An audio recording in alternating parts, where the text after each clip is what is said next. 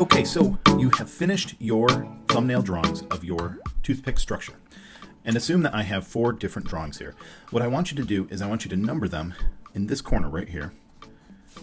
In each corner, I want you to number them from 1 to 4, number 1 being your favorite and 4 being your least favorite. So I only have this one drawn for this example. So this one's the one that I'm going to choose. So you're going to take your number 1 drawing and you're going to draw a full-size version of it. Now, this is the actual size. We're actually going to use this to actually make our designs. So whatever you draw here, keep in mind that's how big it will be in real life. We'll probably use a wax paper over this and glue your toothpicks in place. One interesting thing is I actually included a actual size toothpick drawing here. And this is a front view, right side view, and a top view of the toothpick. So you can use that sort of as a reference as you're making this. Don't forget to put your name, hour, and grade on it. And building notes, this is for anything you might want to remind yourself while you're building this. So we left that available to you. I'm going to start out by putting my opening in for the object. So remember, it's 1.5 inches wide and 1.5 inches tall. So 1.5 inches would be 1, 2, 3, 4, 5, 6 up. And then we have to do half of that in this direction and half in this direction. So half of 6 would be 3. I'm going to go 1, 2, 3, and right there, and 1, 2, 3 in this direction. And there is the shape that we're going to include in our design. This is going to be the opening to put our object in. Okay, I want to put that same hole into the front and top, the right side and top views. So I'm going to transfer the top over into this view, and I'm going to draw this as hidden because this is hidden in there, and this goes in 2.5 inches. So 1, 2, 3, 4, 5, 6, 7, 8, that's 2 inches. 9, 10, this would be 2.5 inches. So I'm going to go ahead and draw in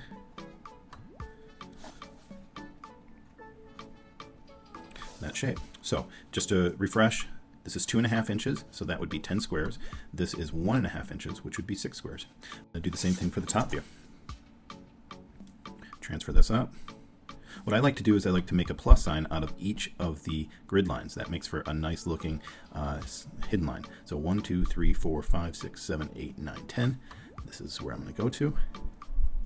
And then it goes in this direction to here.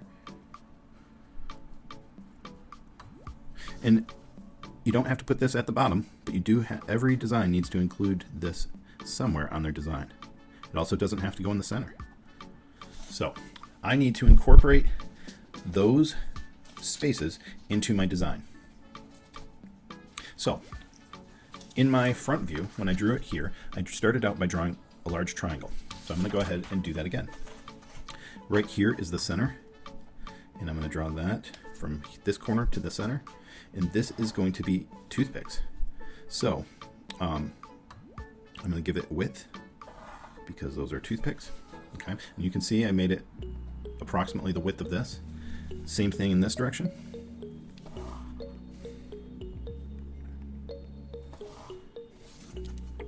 Okay, so that's how I start out. I also want toothpicks going across here to make up the top of this right here. And I might want to just give a little bit of space just to make sure I don't break the rule. So you might see that I'm just above that. And I'm going to draw 2 lines because that toothpick has some width. Okay, so there is that horizontal piece. So I also want a vertical piece here. And I'm going to go ahead and draw that. And again, I'm using the width of a toothpick. So it looks like about 1.5 inches down. Remember, each one of these squares was a 1/2 inch. So about 3 squares down here. So 1.5 inches would be 1 inch, would be 4 squares, and another half would be 2 more. About right here, that's where I'm going to draw that piece. And then also I had a piece that was going up and into the corner. And all of these I'm just drawing with just a little bit of width so that we know that they're made of toothpicks, and you can see that it has actual dimensions to it. And the last one I was going to draw was from here and into the corner. So the sides of this, I think I should also add a toothpick here supporting this vertically.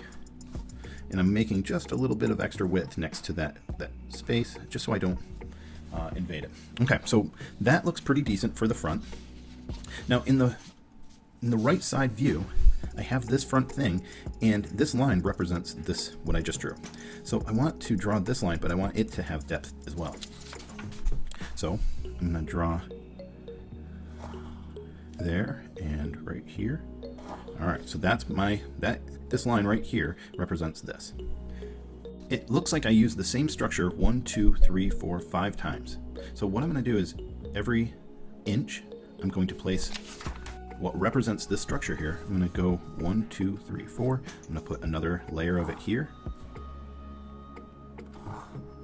I'm going to go another 1, 2, 3, 4, and I'm going to put another layer here. Draw 2 lines to show that it's the width of the toothpick, and then 1, 2, 3, 4. Draw another one here, and then the last one makes up the back of it. So I'm going to go ahead and draw that like that. So this structure that I drew in my front view, I'm going to do 1, 2, 3, 4, 5 times total, and they'll be layered in here. And I know if I build it just like I have here, I'll have enough space for this, and it will be the right size. I'm also going to take that, and I'm going to do the same thing in the top view. So I'm going to take my front view, and I'm going to add those 5 layers. Then I have 1, 2, 3, 4.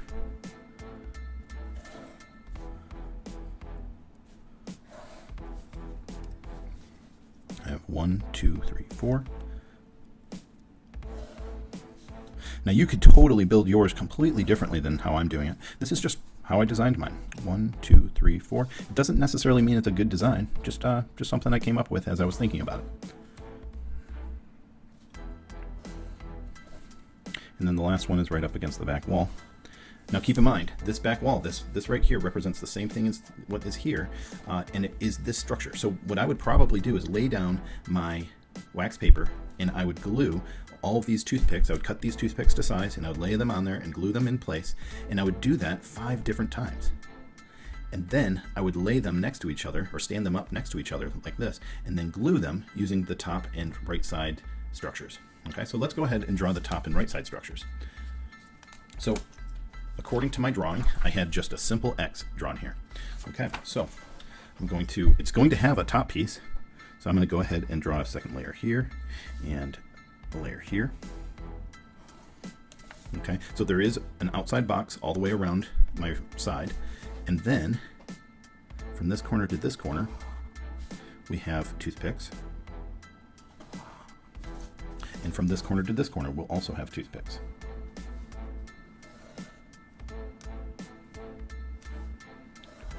Now, you're going to have to consider that our toothpicks are not long enough to make it even to the center. So you're going to have to consider how to glue them together to go across, and how they're going to interact when they see each other in the middle here. Okay, something to think about. How do you want to glue that together? Now, when I stand this structure up 5 times, this X is going to also be glued here and here and here to help hold that all together. In the same way, I'm going to have a similar structure in my top view. I'm going to also have the box going all the way around. And then I'll have that crisscross going across from corner to corner.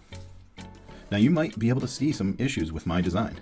My design is not meant to be a model for a good drawing. You might, as I'm drawing this, recognize some mistakes, some things that are not great design aspects. So, all right. Now, if you are drawing yours and you see mistakes that you're doing that are maybe not going to be the best designs, this would be a great time to fix them. If your small drawing to your big drawing, if you make changes, that's fine. That's perfectly fine. We have no problem with you making adjustments to make your design better when you go from this size to this size. All right, good luck drawing your full-size drawings.